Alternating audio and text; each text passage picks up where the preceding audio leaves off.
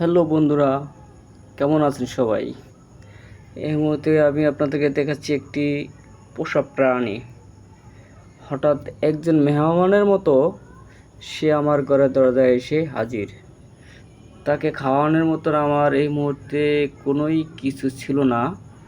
ঘরের ভিতরে আমার মাত্র 2-3টি শুটকি মাছের ছিল।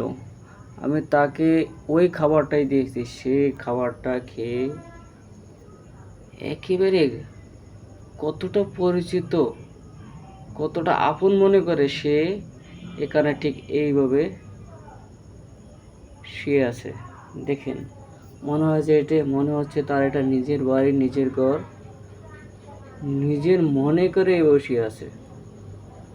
এই যে তাকে যেতে বলতেছি, সে নড়ছেই না। এই এই কে যাবি না? এই তুই যাবি না? হ্যাঁ, দেখছেন, কোনো সারা শব্দ, কোনো কিছু করছে না। সে একেবারেই নিজের মনে করে এখনো বসে আছে।